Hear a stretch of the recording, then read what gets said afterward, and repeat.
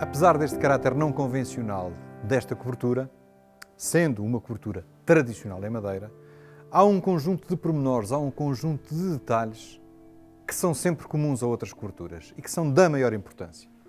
Estamos a falar, por exemplo, do desenho dos nós, a maneira como as peças inclinadas, neste caso as pernas, vão encaixar, vão ligar-se ao pendural. A maneira como o pendural, de forma muito inteligente, em todas estas coberturas, não está ligado à linha. Há aqui uma separação. Porquê?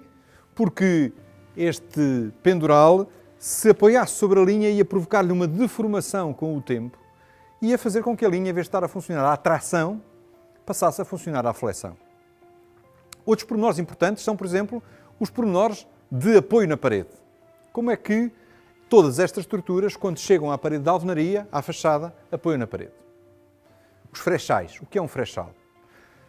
A peça em que todas as varas, como já vimos, que depois suportam a ripa e que suportam a telha, quando chegam à parede, as varas, em geral, não apoiam diretamente na parede.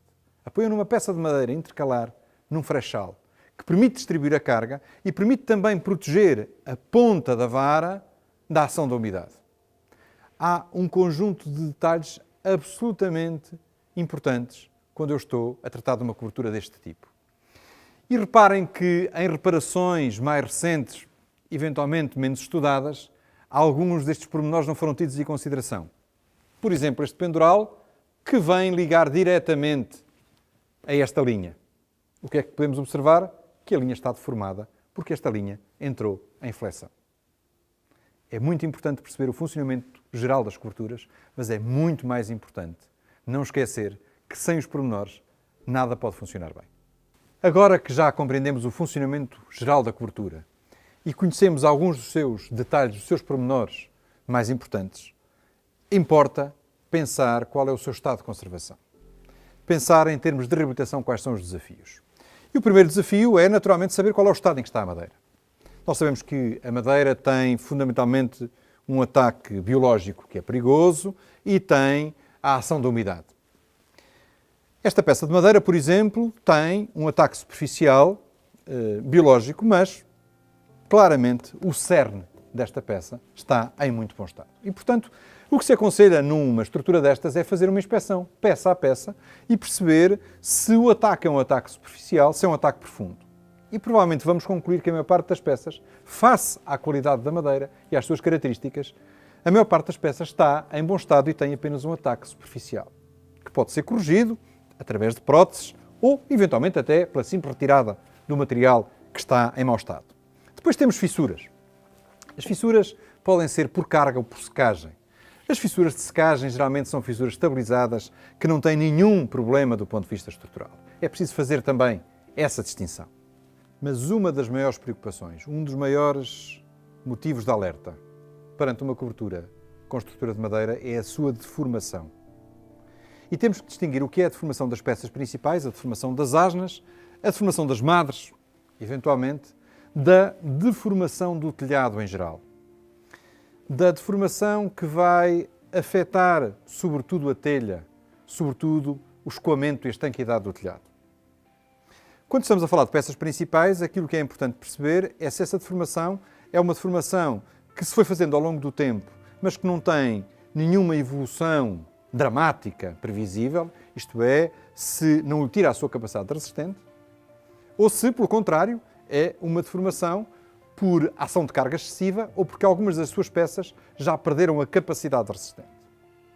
No caso do telhado, no caso do revestimento de telha, o que é importante a maior parte das vezes é garantir que o plano é um plano desempenado e que o escoamento se dá na perfeição. E muitas vezes essa deformação é simples de corrigir através da substituição da ripa e da introdução de calços entre a ripa e a vara.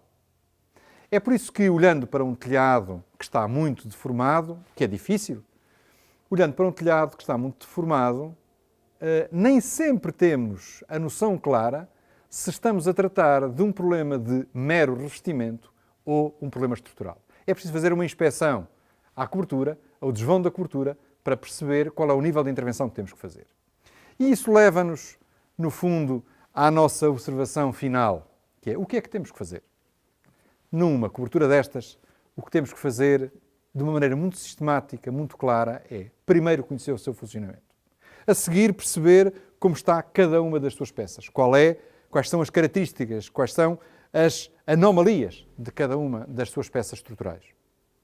A seguir, naturalmente, perceber o que é que queremos adicionar-lhe, o que é que são as funções que ela não está a cumprir bem. Ela tem estanqueidade, ela tem isolamento térmico. Isso passa geralmente por levantar a telha, realinhar a ripa, introduzir eventualmente um forro, introduzir eventualmente um isolamento térmico, introduzir eventualmente um complemento de estanqueidade. Sempre com a clara noção de que a identidade da cobertura deve ser preservada, de que a sua memória é importante e de que estas coberturas, são sempre soluções inteligentes. Nesta visita ao edifício do antigo Orfeão de Viseu, tivemos oportunidade de ver, de comentar alguns aspectos construtivos, alguns aspectos estruturais relativos às alvenarias, relativos aos tabiques, relativos à cobertura. Descobrimos alguns dos seus segredos e ficámos claramente com a convicção de que ainda estamos longe da compreensão total deste edifício.